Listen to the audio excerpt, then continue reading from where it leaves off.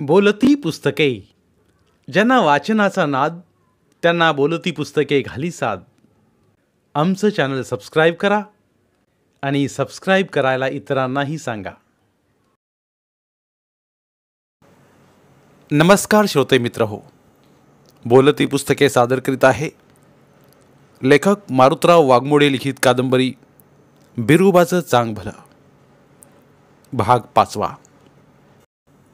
त्यातली बी बरीच सागोती राती सटवाजीनं चुरूनच बाजूला काढून ठेवली होती. त्या कारण तांबडं फुटता लवकरच तो गडी पुढच्या तयारला लागला होता. आपल्या ठेंगण्या ठुसक्या घोड्याला त्यानं खोगीर घातला. सागोतीचं गट्टुडण नीट बांधून घेतलं. घोड्याच्या होटाळीत लगाम घालून सटवाजीनं मग त्याच्यावर सभागतीस टांग मारली आणि टाच दिल्याबरोबर ते ठुसकं मुकं जित्राब ह्या रान जित्राबावाने दांडग्या दुंडग्या गड्याचं वज बोकांडे घेऊन कणत कुतत हल्लं आणि डुकरवाडीच्या वाटेने तुडू चालायला लागलं. तसंच लुंडकं शेपूट हलवीत बघता बघता पळायला बी लागलं दुडू.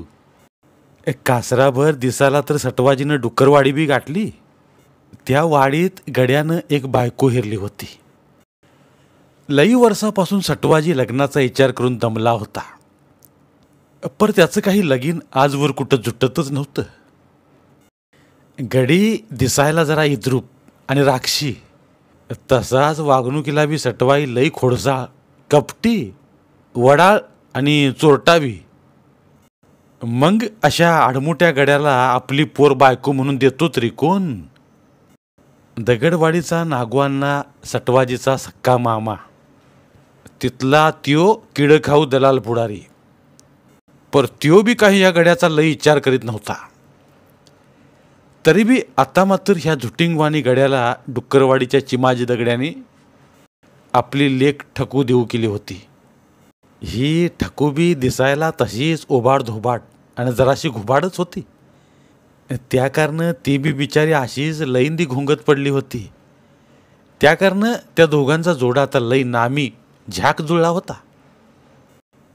पर ह्यो जोडा जणू देवानीच घडवला होता का राक्षसाने, तेच काही कळत नव्हतं. आता योग मात्र चांगला जुळून आल्यागत वाटत होता. आपल्या लग्नासाठी बापाने घेतलेलं ऋण फेडता फेडता चिमाजी दगडे घोपर्डीच्या सर्जेराव पाटलाच्या हित सालं घालून दमला होता. ते बी नुसतं यजाच्या पैशात, मुद्दल मातूर जाग्यावरच राहत होतं. आणि त्या फिरत्या चक्रावळीतून त्याला उभ्या जन्मात अजून काही बाहेर पडता आलं नव्हतं. म्हणून एका रात्रीत तो गडी इकडं पळून आला होता. जलूमभर मिठा मिरची संग भाकर खाऊन चिमाजीनी पाटलाची सालं घालीत आता म्हातारपणा पत्तोर कसा तरी येडावाकडा मुडका तोडका परपंचा उभा केला होता. एका पोराचं लगीन करून आता पोरीचं बी लगीन ठरवलं होतं. आणि आज तर सकाळच्या पारीत सासू सासऱ्यांच्या जीवासाठी त्या जावयांनी सागुतीचं गटुडं बांधून आणलं होतं. त्या कारण जावई बापूला आज कुठं ठेवून कुठं नेऊ का खांद्यावरच घेऊ असंच चिमाजीला वाटत होतं. आता जावयाची चांगलीच उठबस सुरू झाली होती. चहा पाणी झाल्यावर सासऱ्याने जावयाला विचारलं, जावई बापू, पण आज सकाळीच एवढ्या लवकर इतकी सागुती कशी काय आणली बरं? का बोकडाचं दुखत खुपत होतं का काय? नाही, त्याचं काय झालं, काल आमच्या शेरडांच्या खांडात याक बोकाडच मिळाने आलं होतं. उद्या कुणी बी मानील हे आमचंच आहे. त्यापरीस म्या म्हणलं आपणच कापून टाकलेलंच बरं. सटवाजी जरा काळवंडूनच चाचरत बोलला. तेव्हा चिमाजीने कोपऱ्याच्या खिशातून तंबाखूचा बटवा बाहेर काढला आणि सटवाजीकडे देताना म्हणला, मग बरं झालं तरी. च्या आईला आताची दुनियाच लई लबाड निघाली बघा. काही बी खरं राहिलं नाही आता लोकांचं. घडीभर त्या दोघांनी अशाच बाता मारल्या आणि मग दोघं बी गडे बोलत चालत वाडीकडे निघालं. तेव्हा ठकूच्या आईनं भुगलभर बरबाट चुलीवर शिजायला घातलं होतं. त्याचा गोडवानी घमघमाट सुटला होता. तो गोड वास हुंगीत वाडीकडे निघालेलं सासरा जावई आता थेट नरसुवाण्याच्या दुकानाकडे आलं. दुकानातून बिड्या काड्या आणि तंबाखूच्या पुड्या घेतल्यावर खिनभर मारुतीच्या पारावर बसून जराशी इकडच्या तिकडच्या बाता मारल्यानं मग पुन्हा घराकडे गडी निघालं. पर मधीच थबकून चिमाजी डोळे मिचकावीत म्हणला, थांबा जराशी, वाईस खालच्या आळीकडून तसंच पुढे जाऊया. काय जावया बुवा. दोघं बी गडी मग गुलब्या भिलाच्या हातबट्टीवर आलं. 2-2 गल्ला दोघांनी बी टाकली. चिमाजी दगड्याने आणखीन एक तुकडा कुपरीच्या खिशात टाकला आणि पैसे बटव्यातून काढून दिलं. त्या वक्ताला त्याचा हात थराथरा कापत होता आणि डोसक्यात बी मुंग्या तर्र तर्र होत्या. घटकत झिंगल्याला ते दोघं बी गडी आता मोठ्या झोकात डुलत डुलत घराकडे निघालं होतं. तवर सटवाजीच्या सासूनं समजा स्वयंपाक करून ठेवला होता. चिमाजी आणि सटवाजी घरी आल्याबरोबर त्यांना जेवायला वाढलं. तेव्हा चिमाजीने आपल्या कुपरीच्या खिशातून तो तुकडा बाहेर काढला आणि गलासात वतून सटवाजीच्या हातात तो गिलास दिला. कसं नुकं तोंड करून त्यांनी बी घोट घेतला. मग चिमाजीने बी उरलेली बाटली घशात घुटली आणि रिकामी करून कोपऱ्यात फेकून बी दिली. वाया मागे सारून मग सासरा जावई ताटावर तुटून पडलं. पर जेवता जेवता चिमाजी थांबला आणि तारवटल्या नजरेने सटवाजीकडे बघत म्हणला, असा जावई कुठं दुनियात हुडकून बी मिळायचा नाही. आज या सासऱ्याच्या जीवासाठी खुशाल गडी गटुडवर मटाण घेऊन आला की, आणि ते बी उगवत्या दिसाबरोबर. चिमाजीनं चुलीकडे डोकावून बघितलं आणि बायकोला सांगितलं, अगं होय गा, या तुया जावयावरून मीठ मिरची उतरून चुलीत टाकी. सटवाजी खुल्ला. त्यांनी जेवता जेवता अंगावरच्या शालीने घाम पुसला आणि गडी गालात हसला. सासऱ्यावर जीव आहे म्हणल्यावर मग त्यांनीच जावयावरून मीठ मिरच्या उतरून टाकल्या तर उपयोग होईल. धरा, मी देते तुमच्याजवळ.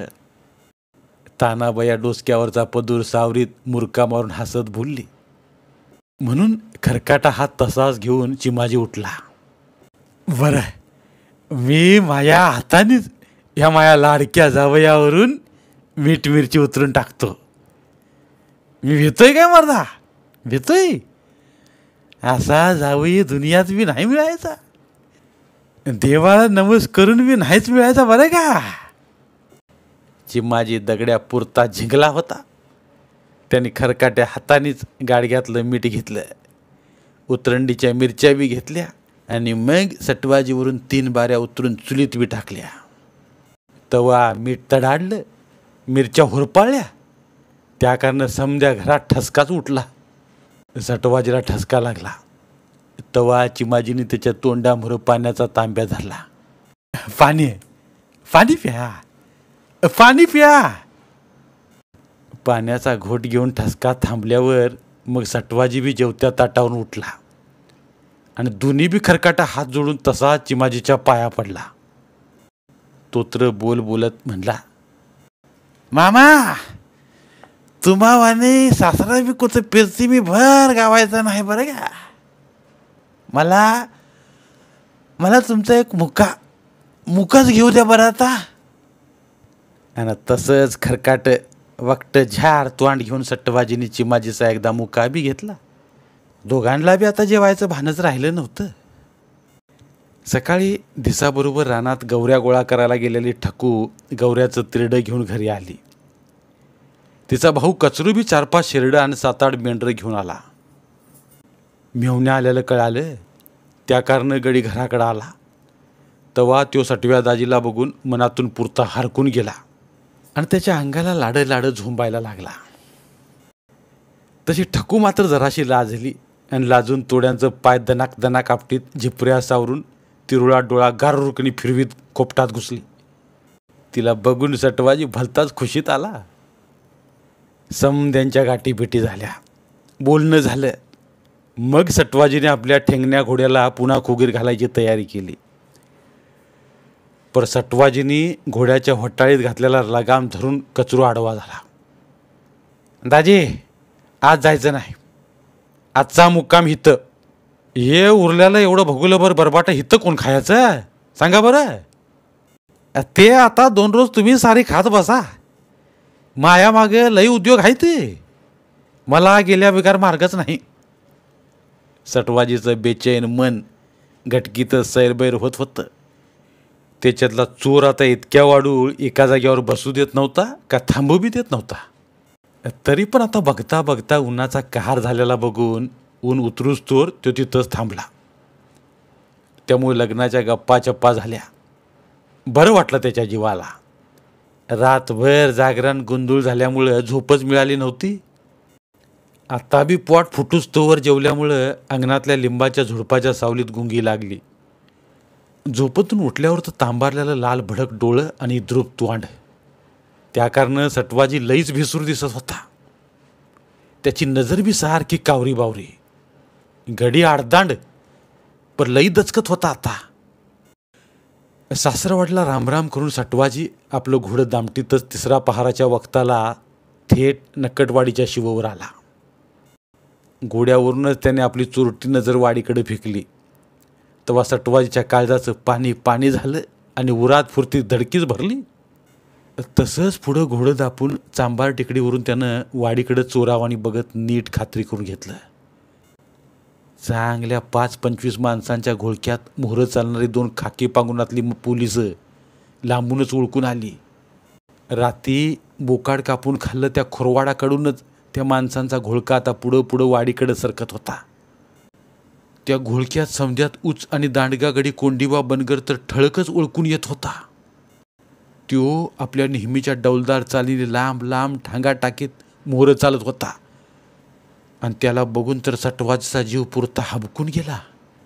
जणू त्याच्या आता लंगोटीत हागायची बारी. नक्कटवाडीत पोलिसांची गाडी आणि त्या गाडीकडे चाललेलं ते समद गडी. सटवाजीनं त्या माळावरूनच बघितलं, पर त्याला मात्र कुणीच बघितलं नव्हतं. शिववरच्या चांबार टेकडीवर जणू सटवाजीचा घोड्यावर पुतळा उभा केल्यागत घडीभर तो तिथंच थबाकला. तेव्हा सारी भुईयाने समद आबाळ बी आपल्याच भोवती गिरक्या मारीत असल्यागत त्याला भासलं. त्याच्या डोळ्यांना अंधाऱ्या येऊ लागल्या. भर दिवसात डोळ्यामोहर काजवं चमाकल्या गत झालं. काळीज बी हल्लं. पर सटवाजीनं बळ मनाला धीर देऊन नीट विचार केला. असंच मोहरं आता वाडीकडे जाऊन वाघरीत ससा ऐता पडण्यापरीस कोल्ह्यागत झुकांडी मारून तसं दुसरीकडनंच निष्ठून गेल्याला परवाडलं. तू मनात म्हणला, आईला काय आता ही बिलामत अंगावर आली बुवा. सटवाजी पुरता घामाघूम झाला होता. त्याचं डोसकं तर पारच बधीर झालं होतं.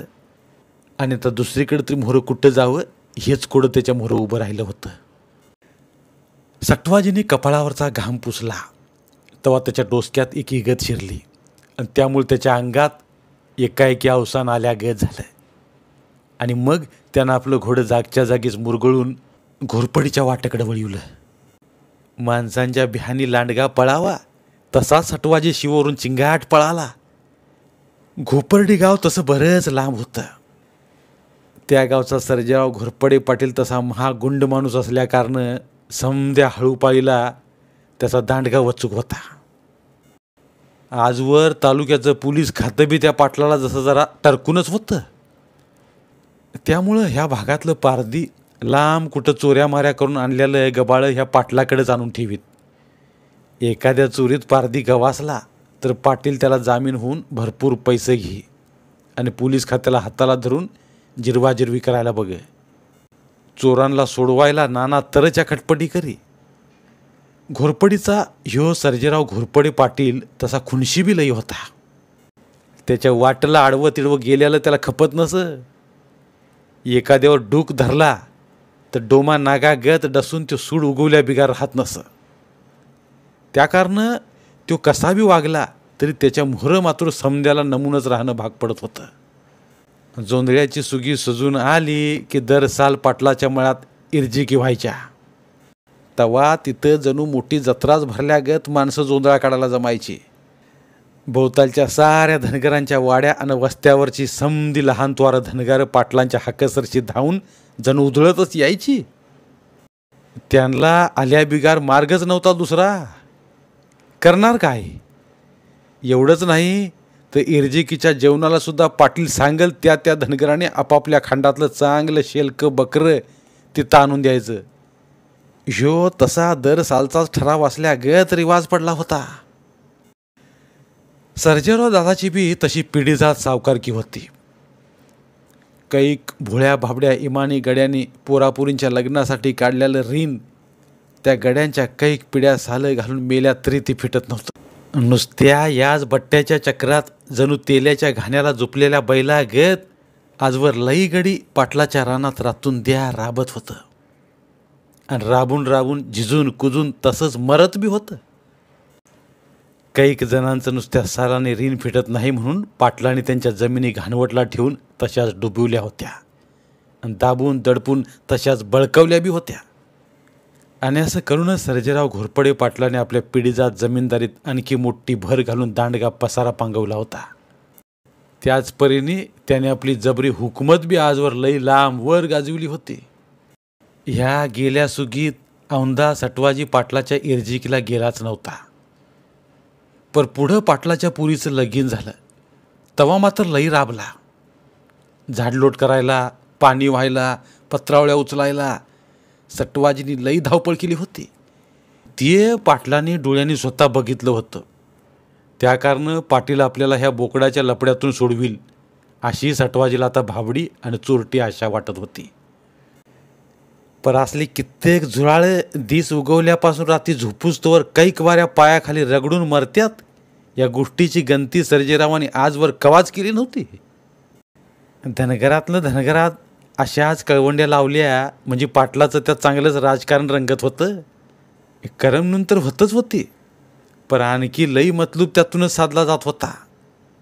संपत्तीत भर बी पडत होती आणि आजवर अशा कैक जणांचा जणू त्यांनी नुसता बुकनाच करून टाकला होता. आता सटवाजी बी त्या सर्जेराव पाटलाच्या आसऱ्याला घोपरडीकडे धापा टाकीत चालला होता आणि त्याचं घोडं बी धापा टाकीत तुरू तुरू पळत होतं.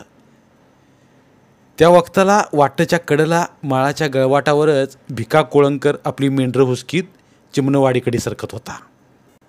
घोड्यावर बसून दुडक्या चालीने चाललेल्या आणि घामाघूम होऊन भेदरल्या नजरेने बघणाऱ्या सटवाजीला बघून त्या भिका कोळंकरांनी त्याला विचारलं, मग आज इकडं कुणाकडे वाट चुकलास असा तू सटव्या बापू?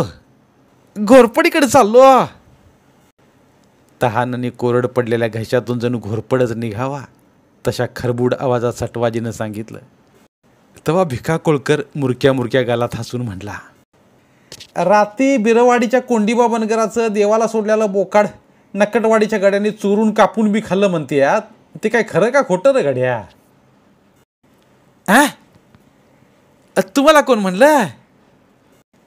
काळजावरच जणू कुऱ्हाडीचा घाव बसल्यागत आता तर तो पुरता हादरलाच. अरे खुळ्या, मला कोण म्हणायला आलं? चोरी ती अखेर चोरीच असते की. कवा तरी ती उघडी झाल्या बिगार कशी राहील रे? भिका कोळंकर घसा खाकरून म्हणला, उघडकीला आल्यावर मग असल्या भानगडीची लवकरच वरात बी वाऱ्यावर निघत असती.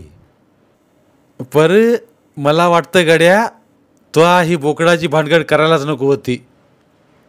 अरे येड्या, ही तू प्रत्यक्ष देवाची चोरी केलीस ना.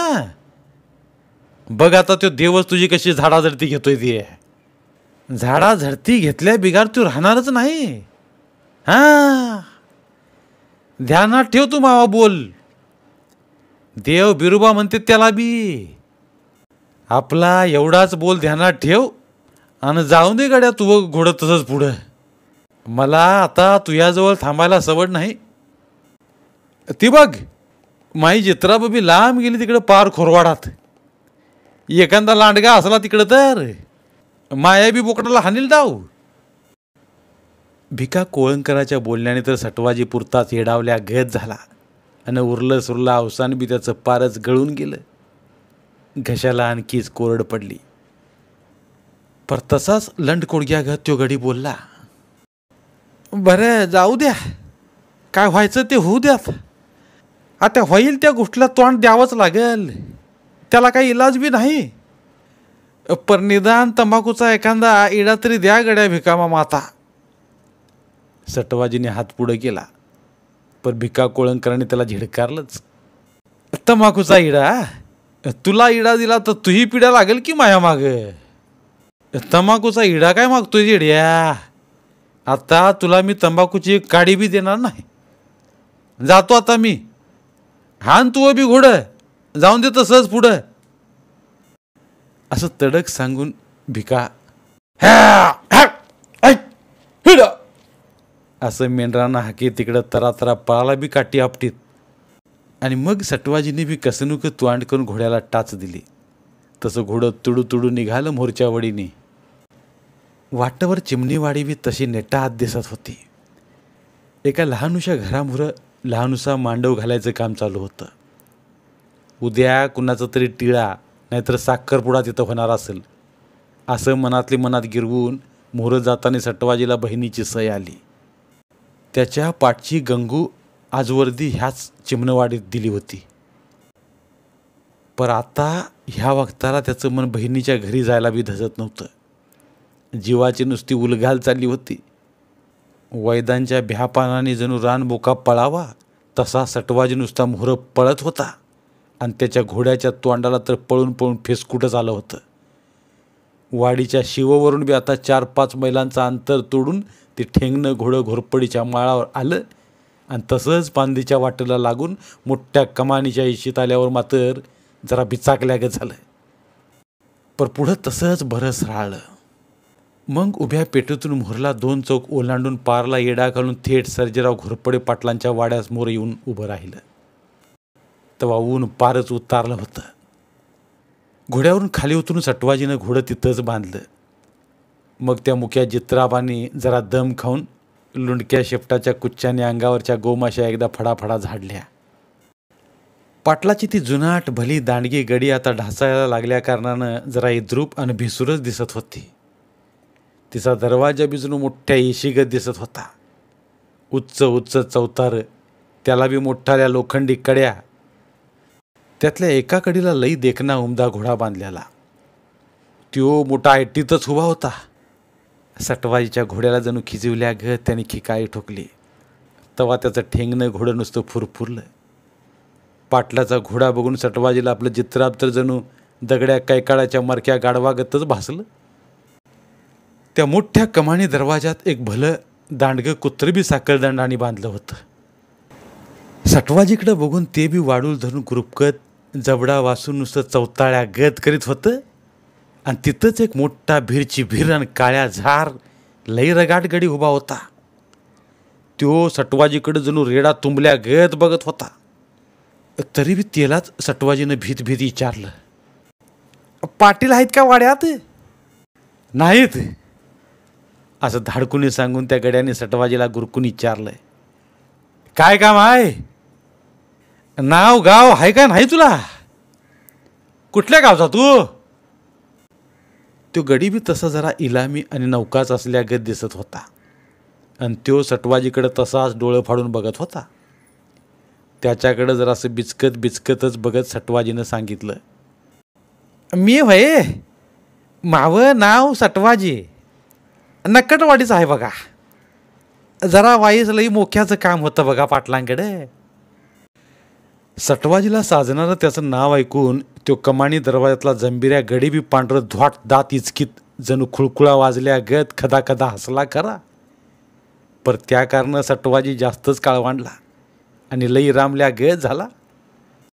रात्री तुमच्या नकटवाडीत बिरवाडीच्या धनगरांचं बोकाड चुरून कापून बी खाल्लं म्हणत्यात, ते खरं का खोटं? सटवाजी नकट्या. आता मात्र त्या गड्याच्या विचारण्याने सटवाजी पुरता गांगारला. तर तसाच रेटून बोलला, कुणी सांगितलं काय नु तुला? मगाशी आमच्या गावातल्या वाण्याच्या दुकानात बिरवाडीची धनगराची पोरं आली होती, ती सांगत होती. आणि पारावर बी त्याच गप्पा चालल्या होत्या. तुझं नाव तवाच ऐकायला मिळालं होतं मला. पर ह्या नावाचा ह्यो माणूस आत्ताशी बघायला मिळाला. आता मात्र काळ्या रानातला ढिकूळ पाण्यात भिजवावा तसा सटवाजी पुरता एगरून गेला. आता त्याला कुणीकडेच वर तोंड काढायला जागा उरली नव्हती. मगाशी भिका कोळकर म्हणला तसंच झालं होतं. तीच तर वेगळीच भानगड झाली आहे बघा. केलं एक जणांनी आणि आळ आलाय बघा दुसऱ्यावरच, अशी गत झाली. त्याच्यासाठीच मी आलोय आता. उचल्या भामट्या गत अपराधी नजरेनं बघत सटवाजी बनवाबनवी करू लागला. पण त्याची नजर मात्र खरं काय ते सांगत होती. त्या वाड्याच्या मोहर एक बुलेट फटफटी लई फुगीरीत उभी असल्यागत दिसत होती आणि पिवळ्या रंगाचा मोठा दांडगा ट्रॅक्टर बी उभा होता. तिथंच फिंजारलेला केसावाला एक ड्रायव्हर बिडी फुकीत येऊन उभा राहिला आणि नेमका ह्याच वक्तावर पांढऱ्या रंगाची जीप कार बी अंगणात येऊन भुर्र भुर्र करीत उभी राहिली. तेव्हा ट्रॅक्टर ड्रायव्हरच्या हातातली बिडी तशीच खाली गळून पडली. लांब लचक मिशांचा आकडं कुरवाळीत त्या मोटारीतून खाली उतरलेला सर्जेराव पाटील खाकारला आणि लाल बुंद डोळं वासून करडी भेदक नजर त्याने सटवाजीवर फेकली. त्या सरशी आधीच भेदारलेला सटवाजी पारस हादारला आणि लई घामाघूम झाला.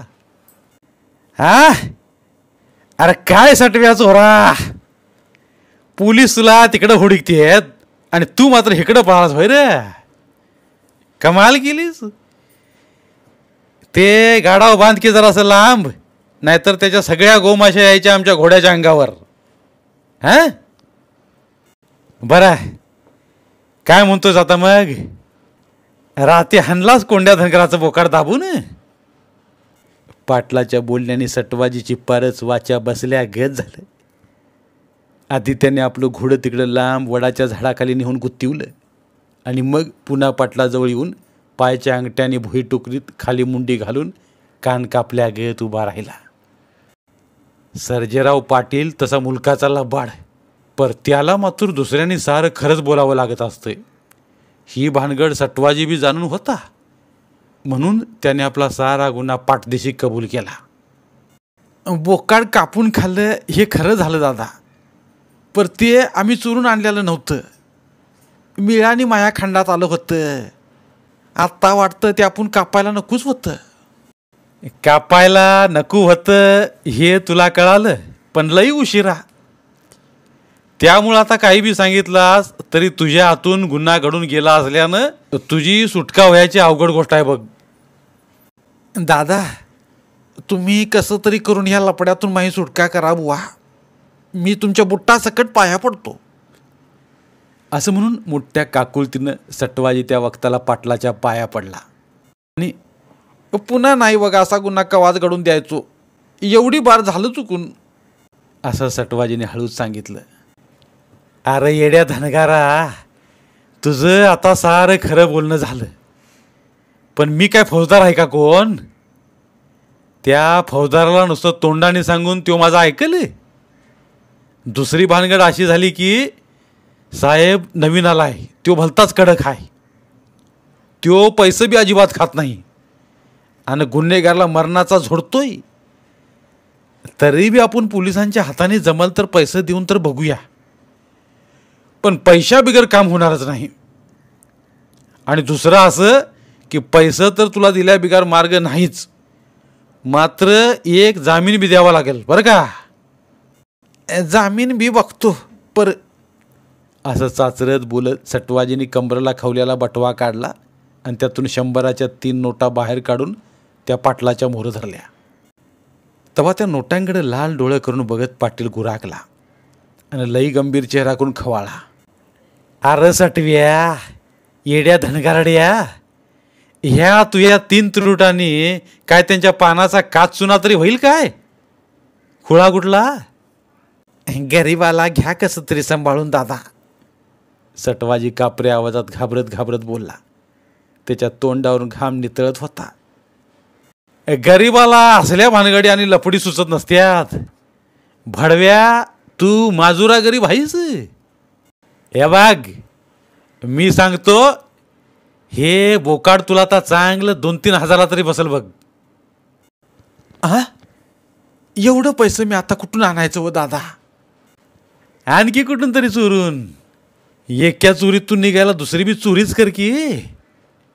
पाटील मिशीतल्या मिशीत मिश्किलपणाने हसला आणि पुढं त्यांनी विचारलं, किती गाडी होतं सगळं तुला बोकाड खाऊ लागायला? मग समद मिळून 7-8-10 जणांचं चवाळ जमलं होतं की खायला. मग प्रत्येकाकडून 300 रुपये जमा कर, म्हणजे सगळं बरोबर जमतं या, पाटलाने सल्ला दिला. अशी काहीतरी इगत काढा बुवा पाटील, पर तुम्ही मला कसे विकून ह्या लपड्यातून सोडवा. पण ते बाकीचं 300-300 देतील का? पाटलांनी विचारलं. आता कुणाला ठावं, सटवाजी म्हणला. सटवाजी आता पुरता रडकुंडीला आला. खाली वाकून त्यांनी पुन्हा बी एकदा बुट्टासकट पाटलांचं पाय धरलं आणि काकुलतीने म्हणला, मी सकाळी आणखी पैसा आणून देतो पाटील, पर मला एवढी भार सोडवा. सोडितो गड्या, पर सांगितल्याप्रमाणे पैसे आणि 2 टायला चांगलं मुरल्याला लेंडीचं खत बी भरून दे. सकाळी ट्रॅक्टर पाठवून देतो तुझ्या घराकडे. मी फौजदाराला सांगतो, पण बोलल्याप्रमाणे जर झालं नाही तर मग मात्र ह्या सर्जेराव पाटलाच्या ह्याच बुटाशी तुझी गाठ पडल, हे बी विसरू नकोस. समजलं का? असा भेसूर करडा दम देऊन पाटील त्याच बुटाचा खाडखाड आवाज करीत चौतऱ्याच्या उच्च उच्च पायऱ्या चढून दरवाजात आला. तेव्हा हातात त्या 100च्या 3 नोटांवर एकदा नजर फिरून त्यांनी त्या नोटा खिशात घातल्या होत्या. गड्याने जोरात दरवाजा ढकलला. पाटील वाड्यात गेल्यावर पुन्हा तसाच करकरत दरवाजा बंद बी झाला. लोखंडी खिळ्याने जखाडलेल्या त्या जुनाट दरवाजाकडे जणू खुळ्या गत बघत घडीभर सटवा डोसकं खाजवीत तसाच उभा राहिला. त्या वक्ताला त्याचा आश्राप घोडं बी आपल्या मालकाकडे दिनावल्या नजरेनं बी बघत उभं होतं. आणि आता दिवस बी पारच घसारला होता, पार मावळाच्या बेतालाच येऊन टेकला होता. सकाळच्या पहारी उगावत्या दिसाबरोबर घोड्यांच्या टापांचा खडखडाट त्याच्या गळ्यातल्या नाजूक घुंगरांच्या ठेक्यातच थांबला. त्या वक्ताला कोंडीबा मेंढवाड्यातून मेंढरं बाहेर काढीत होता. जित्राब हुसकिता हुसकिता त्यांनी वर बघितलं. घोरपडीच्या सर्जेराव पाटलाचं घोडं अकरावर उभं बघून तो जराशी बुचकळ्यातच पडला. तेव्हा त्या घोडेस्वरला त्यांनी दोन्ही हात जोडून रामराम घातला. पर त्या गड्यानं जणू ना ऐकल्यागत करून गुरमीतच पाटलाचा हुकूम बजावला. हे कोंडीबा, पाटलाचा निरूप आहे तुला. जसा असशील तसा तळ तापडीनं घोरपडीला येऊन भेट म्हणून. आणि पुन्हा जागच्या जागी भिंगरी गत तसाच घोडा फिरून तो आडदांड घोडेस्वार टापांखाली धुळा उडवीत आला तसाच घुंगरांच्या तालात घोडदौड करीत निघून बी गेला. त्या पाटमुऱ्या धावत्या आकृतीकडे कोंडीबा घडीवर नुसता बघतच राहिला होता. काल मेंढराकडे आलेला दगडू खटक्या आज नेमका पुन्हा लेकीचं घर शाकाराला दगडवाडीकडे तांबडं फुटताच निघून गेला होता. त्याचा बारका बिरू मेंढवाडा झाडून घम्यालात लेंड्या भरून उकारड्यावर फेकीत होता. आणि 11वर उभी राहिलेली मेंढरं पुन्हा शेपट वर करून भुईवर लेंड्या टाकीत होती. घोरपडीच्या पाटलाने आपल्याला कशाला बरं एवढं घाईघाईनं बोलावलं असेल? याचं कोडं सोडवण्याच्या इचारी पडलेल्या कोंडीबाने 11वर जित्राब हुसकिता हुसकिता पुरीला हाक मारली. अगं धुरपती, ये पुरी, धुरपती. का व दादा, काय म्हणता? घरातून इचारीत पोर बाहेर आली आणि अंगणातल्या कोंबड्यांना आदुलीतलं दाणं टाकीत कोंडीबाकडे बघून म्हणली, त्यो घोड्यावाला बाबा काय सांगून गेला काय नू? कोण होता व दादा त्यो बाबा? अगं पुरी, तेच सांगतोय मी तुला. घोरपडीच्या पाटलाने धाडलेला त्यो रामूशी होता. सर्जेराव पाटलांनी उभ्या घाई बोलिवलंय म्हणून सांगून गेला त्यो. त्या कारणे मला आता लगेचच घोरपडला जाणं भाग पडतंय. आणि मेंढका तर आज बी गेलाय तिकडे दगडवाडीला. बरं, आज तू जित्राब चांगली सांभाळ. हे पोरग बी हाय सांग तिला. नीट ध्यान द्या, कुठं रमू गमू नका बरं का, नाहीतर व्हायचा त्या दिवशीच्या गत घोळ. 11वर जित्राब रोतवत बसली होती. कोकरियानं करडं चेंडूगत टनाटना उड्या मारीत हुदाळ्या घालीत होती. कुत्र्याचं पिल्लू त्यांच्या संगती खेळत गुरकत पळत होतं. लई रंगत आली होती आणि तशीच कोंबड्यांची झुंजबी मोठी गमतीला आली होती. आपल्या नेहमीच्या सवयीने कोंडबानी तांबडं पागुटं खुबीदार तिड्या टकुरीला मोठं ठासून बांधल्यावर त्याच्यावर कातडी गोफण आवळली. खांद्यावर घोंगडं टाकलं आणि मग घाई खेटरांत पाय सरकिवताना त्यानं धुरपतीला पुन्हा एकदा नीट बजावलं. धुरपा, पुरी सांगितल्याला नीट ध्यानात धर बरं. आणि मग मोठ्या डौलदार झोकात लांब लांब ढांगा टाकीत कोंडीबा बनगर घोरपडीच्या वाटेला लागला. त्याच्या प्रत्येक पावलागणित कमरेच्या करदुड्याचं तांबडं लाल गोंडबी मांडीवर झोका खेळत होतं. कोंडीबाने रोजच्या परीने कपाळाला पिवळा भंडारा फासला होता. जाता जाता आणखी एकदा बिरोबाच्या देवळाकडे बघून लांबूनच हात जोडायला तो विसरला नाही. खांद्यावरच्या घुंगळीच्या खोळीत फडक्यामंदी बांधून घेतलेली निरीची भाकर मोहर गेल्यावर कोंडीबा हातावर घेऊन चलता चलताच खाणार होता. घोडे एकूण टाकल्यामुळं कोंडीबाला अशी आता रोजच पायपीट करावं लागत होती. त्याच्या मानी मनाला दुसऱ्याचं घोडं मागून घेऊन जाणं बी पटत नव्हतं. त्या परीस आपल्या पायाने चालत गेल्याला बरं असं त्याला वाटत होतं. तसा चालायचा बी धुंडीबाला लई सराव होता. त्या कारणानं त्यात त्याला काही मोठं अवघड वाटत नव्हतं. पर आज असं पाटलाने आपल्याला इतकं तडकापडकी का बरं बोलावलं असं ना, ह्या गोष्टीचं कोडं कोंडीबाला काही सुटत नव्हतं. तरी पर त्याच गोष्टीचा मनातल्या मनात अदमास घेत तो वाटेने तडातडा चलत होता. चलण्याच्या त्या गतीबरोबर त्याच्या पायातल्या खेटराचा आवाज बी चटाक फटाक येत होता. तो ताळसुद्धा ठेका धरूनच कोंडीबाने आता बरीच मजल मारली होती. तोंडामुरं माशांचा एक झुमका गुणगुण करीत जणू त्याला काहीतरी इच्चारित असल्यागत भासत होता. त्याच परीने इचारांच्या अशा चिकाट माशांचा एक घोळका बी त्यांच्या डोसक्यात घोंगावत होता आणि तो बी काही त्याचा पिच्चा सोडायला राजी नव्हता. घोरपडीच्या पाटलाची चालरीत आणि करणी कोंडीबा चांगला जाणून होता. आजवर त्याची जुनी कुटकारस्थानं लई लपडी आणि 12 भानगडी त्यानं ऐकल्या होत्या, ठाव बी होत्या. पर आपल्याला काय करायचं त्याचं? काही बी केलं त्यांनी तरी त्यो गावचा पाटील, त्याच्या नादाला कोण लागेल? पर असा सरधोपट विचार करून कोंडीबाने बी आजवर पाटलाला कवाच लई जुमानलेलं नव्हतं. आज मात्र पाटलांनी नेमकं काय कुंभाड रचलंय ते बघाया आणि ऐकायला तो मोठ्या ओढीने झपाझप चालत होता. त्याला वाटत होतं त्या बोकडाच्याच भानगडीचं काहीतरी कुटकार असताना पाटलांनी रचला असेल. त्यो सटव्या भामटा सर्जेराव पाटलाचं पाय चाटायला गेला असेल कुत्र्यागत. कोंडीबानी तसं आदमासीनच हेरलं होतं. कारण घोरपडीच्या भोवतालच्या साऱ्या धनगरवाड्यातली धनगारं हागलं मुतलं समद बारीक मोठं घराणं घेऊन आजवर त्या पाटलाकडंच जात होती. त्या कारणानं लई भाव खाऊन पाटील बी पाहिजे तसा डाव टाकीत होता आणि त्याच्या फाशात अडकलेली भोळी भाबडी धनगारं त्याच्या हुकमती मोहर नमून गजाच्या डावात खेळल्या झुलत होती. त्या बिगार इलाजच नव्हता. आजवर पाटलाच्या मोहर जायची कुणाची टप्पर नव्हती. काय करणार? लई जणांना कळत असून बी वळत नव्हतं. खरं खोटं आणि वल्लं वाळलं समद पाटलामोरं धडाधडात उभं बी जळत होतं आणि आडवं बी. त्याच विचारात कोंडीबाबी मनातल्या मनात सारखा झुरमुरत चालला होता. काही बी असलं तरी तिथं गेल्या बिगार हे कोडं उलगाडायचं नाही. त्याच तंद्रीत आता तो बराच लांब मोहर आला होता आणि बिरवाडी आता लांब दूर मागं राहिली होती. ती कुठं बी दिसत नव्हती. लांबून धुरकाड धुरकाड दिसणारं घोरपडी गाव मात्र आता चांगलं ठळक दिसत होतं. ती मोठी दांडगी कमानीची यस, पाराजवळचं उच्चच उच आबाळाला भिडायला चाललेलं पिपळाचं जुनाट झाड. कोंडीबाची बेरकी नजर आता त्या काळ्या झार लांबून बी ठळक दिसणाऱ्या पाटलाच्या जुन्याट गडीवर खेळली. त्या वक्ताला तिथंच वर आभाळात एक मोरघार वाडूळ धरून घिरट्या घालताना दिसत होती. धन्यवाद. उर्वरित कादंबरी पुढील भागात. मराठीतील प्रतिभावंत लेखकांचं साहित्य, कथा, कादंबऱ्या ऐकण्यासाठी आमचं बोलती पुस्तके हे चॅनल सबस्क्राईब करा आणि मराठी साहित्याचा प्रसार करण्यासाठी प्रत्येक मराठी माणसाला सबस्क्राईब करण्यासाठी आवाहन करा आणि बोलती पुस्तके या साहित्य चळवळीत सहभागी व्हा. आपले पुन्हा एकदा धन्यवाद.